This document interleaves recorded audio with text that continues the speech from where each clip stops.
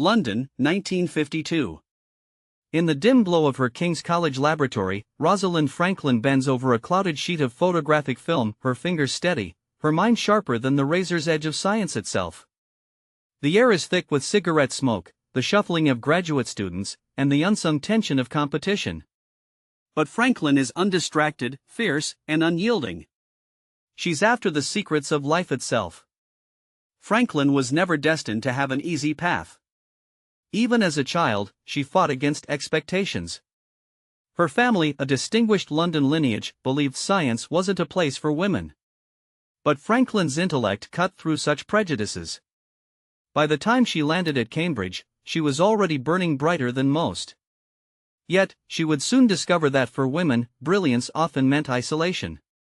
The tides of World War II offered an unlikely opportunity.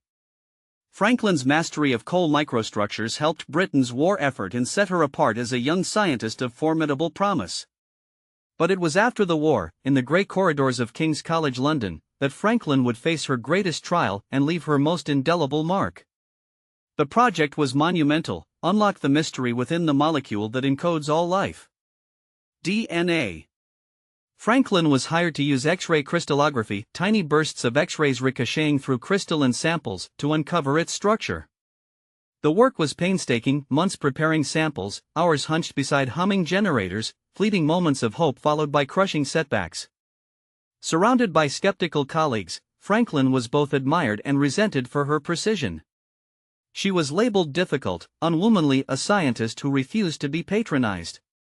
She found herself in a battle not just for knowledge, but for her rightful place in the lab.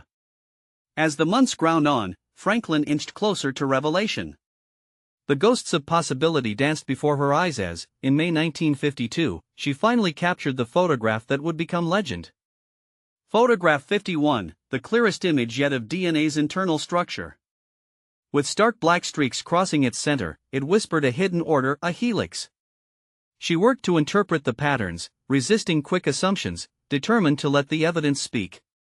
Elsewhere in Cambridge, two rivals, James Watson and Francis Crick, studied Franklin's data in secret, handed over without her knowledge or consent. In Franklin's careful measurements, they saw what they needed.